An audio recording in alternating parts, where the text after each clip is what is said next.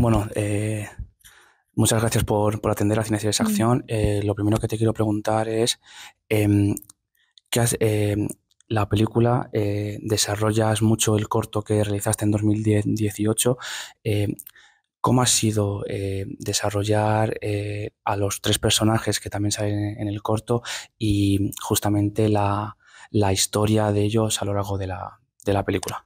Le développement, le film, c'est le développement du court-métrage. Mhm.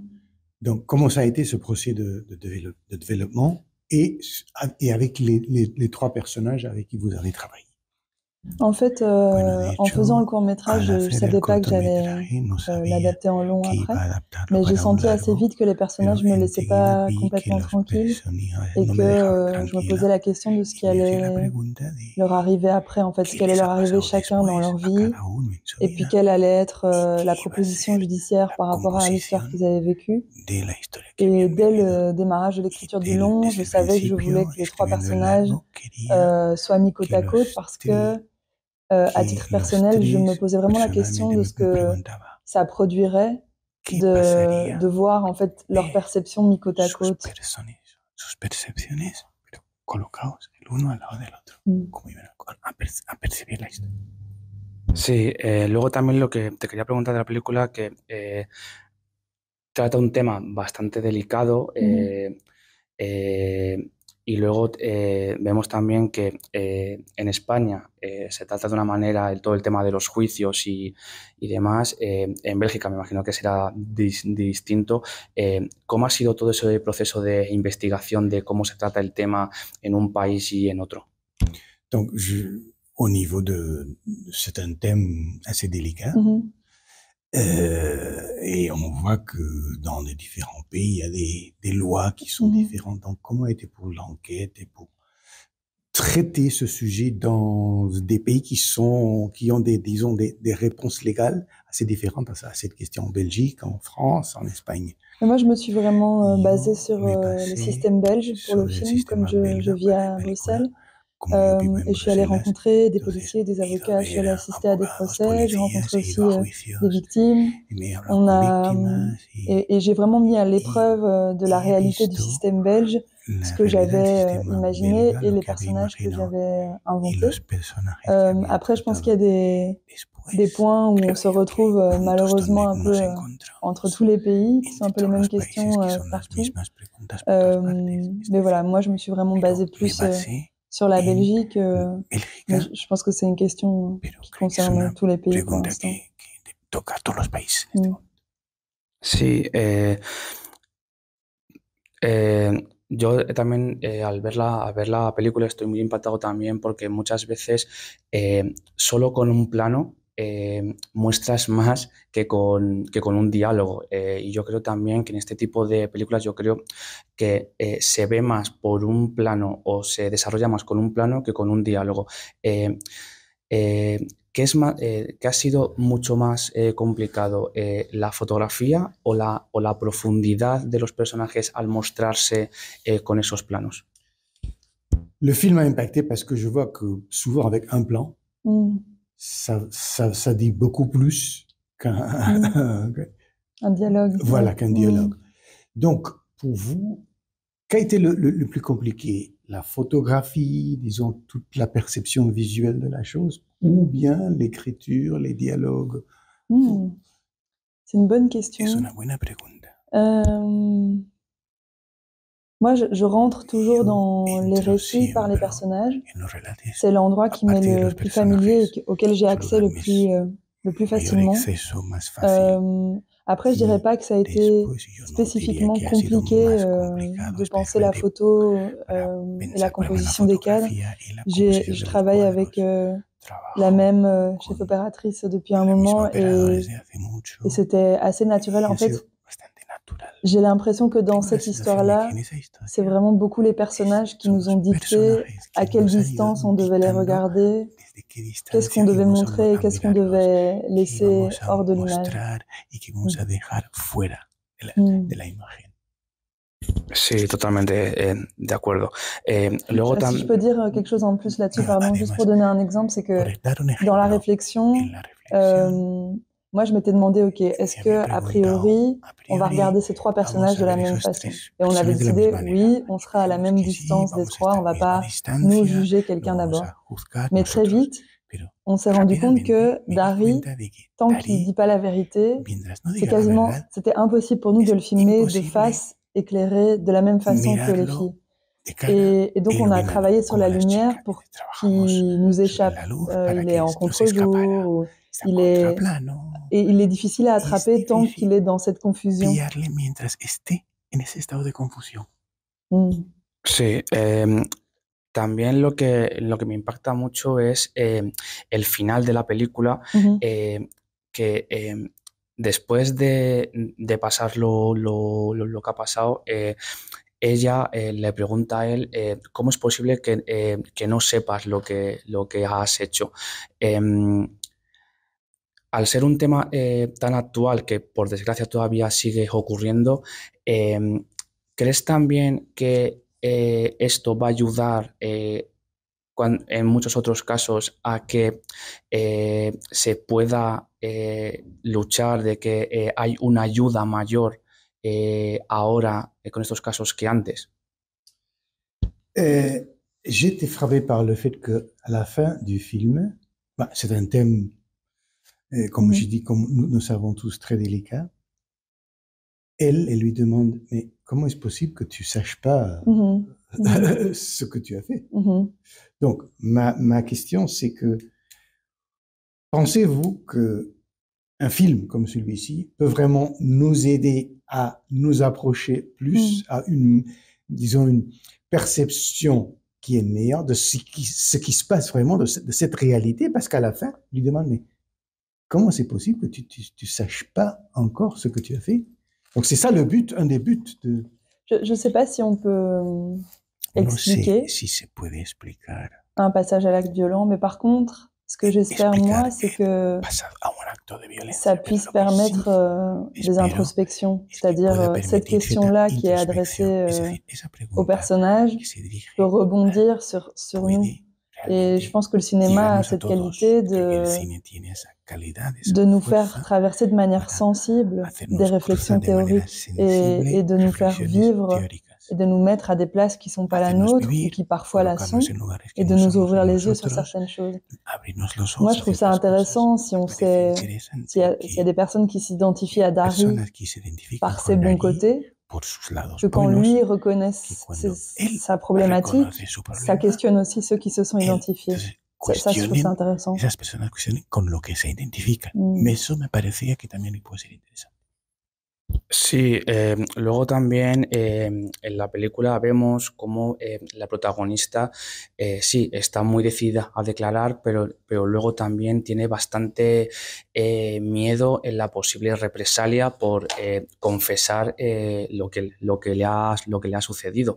En realidad, ¿es tan difícil protegerse tan a sí misma y tanto miedo hay a pedir ayuda en estos casos? La question, c'est aussi on voit que la protagoniste, elle a peur de dénoncer, de dire ce que l'on peut pas penser d'elle. Est-ce vraiment tellement difficile de trouver cette protection, cet appui, ces cadres pour porter plainte, pour demander, pour dire vraiment? Est-ce vraiment si difficile? Je sais pas si pour moi, je suis pas sûre que ce soit de la peur pour Ali. Je pense que c'est une femme très en place et que quand elle voit ce qu'est la proposition de la policière, la manière dont les questions sont posées, je pense qu'elle se dit non, c'est pas pour moi, ça répond pas à ce dont j'ai besoin. C'est quelqu'un qui est connecté à ça. Donc, je pense que le système judiciaire n'est pas construit autour du ressenti des victimes, pas du tout. Il est là pour récolter des preuves et pour faire condamner, pour faire appliquer la loi. Donc, les gens, je pense que les femmes ont accès de plus en plus à des associations, des groupes de soutien, etc. Mais Je sais pas si ça No sé enlève si, tellement de la difficulté si esto d'être realmente mal entendu. responde a las dificultades de que no Parce te qu'on sait que entiendan bien. dans énormément de cas Porque de sabemos que en déposer plainte, c'est un muchos retraumatisme. C'est comme hay une más deuxième fois traumatismo, es vivre como un... vivirlo otra vez.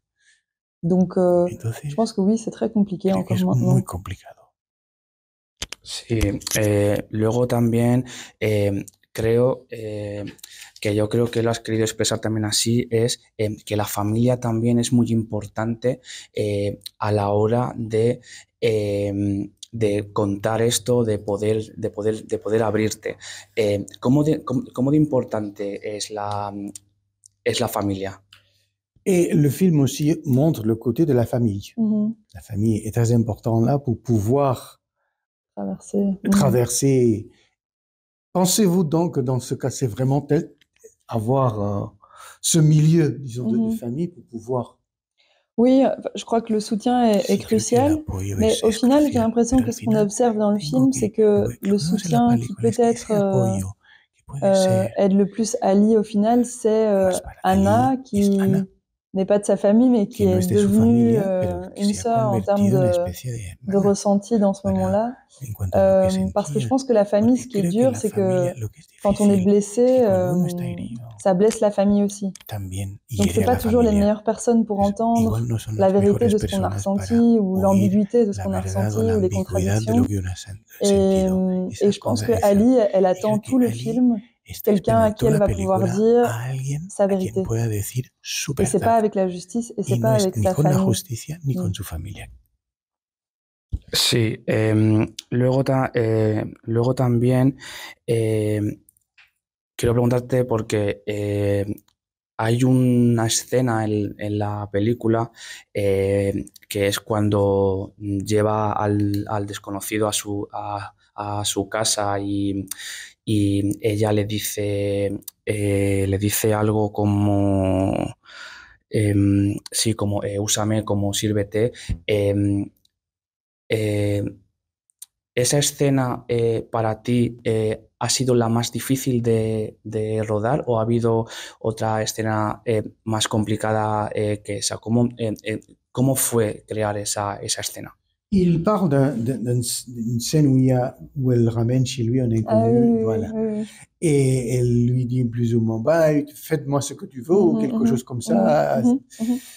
Cette scène a été pour vous la plus difficile à tourner, peut-être? Ou a été particulièrement difficile à tourner? Non. Non, mais elle a posé beaucoup de questions, pas à moi, mais aux autres, en écriture et au montage. Et c'est une scène que certains de mes producteurs voulaient qu'on enlève. Mais je pense que c'est une scène qui à nouveau, donne le droit à Ali de faire ce qu'elle veut, en fait, de ce qu'elle a vécu ou pas. Et moi, ça m'intéressait parce que c'est une scène qui raconte aussi quand même que ce personnage, il y a quelque chose de la violence quand ça rentre dans la vie, c'est difficile à faire ressortir. Et tout à coup, je me disais, ce personnage qui a vécu ça, face à cet homme-là, elle préfère le choisir que ça va mal se passer, au moins elle contrôle quelque chose. Que no poder controlar. Voilà, moi ça m'intéressait qu'on la voit dans cette zone un peu sombre, mais on voit aussi que cet homme, lui, refuse de le faire. Donc ça rappelle aussi que, en fait, déjà tous les hommes n'abusent pas, et ça remet la responsabilité sur Dari, en fait. On voit quand quelqu'un va pas bien, c'est possible de le voir et de pas mal faire. Y no hacerlo mal. Sí. También es verdad que la película, es verdad que yo creo que a día de hoy, actualmente yo creo que es una película súper necesaria, y yo creo que con lo que has creado en esta primera película que diriges, yo creo que va a ayudar a muchísima gente. ¿Crees que este tipo de películas como Víctima Imperfecta, crees que son necesarias a día de hoy para seguir luchando contra un tema tan delicado como es el de una agresión sexual? l'agression sexuelle, un thème très à nos jours. Ça me semble un film, celui-ci, hyper nécessaire. Pensez-vous donc que ce film peut aider à beaucoup de gens à, disons, mieux aborder et résoudre et arrive à une espèce de réflexion intéressante sur ce sujet? Bah oui, j'en ai l'espoir et c'est vrai que dans les projections où je suis allée, j'ai la sensation que ça a créé les discussions que j'espérais. Et qu'à travers les 3 personnages, les gens trouvent un véhicule par lesquels ils peuvent circuler à l'endroit où ils en sont sur cette thématique-là. Et où, à la fin, tout le monde peut quand même se rejoindre sur un point de vue commun qui est « c'est vrai ce qu'elle a dit » et lui ne trouve plus ça acceptable non plus. Donc, je trouve que ça rassemble tout le monde à un moment donné sur ce point de vue-là. Sí, ya un poco para finalizar, porque la charla es súper interesante. Para ti, Delfín, ¿cómo definirías la película en una frase o para ti esta película es como para animar al espectador? Donc, très intéressant notre conversation. Donc finalement, ce film, c'est quoi? Si vous deviez donner une définition pour encourager les gens pour aller voir ce film, c'est quoi? C'est quoi le Víctima Imperfecta?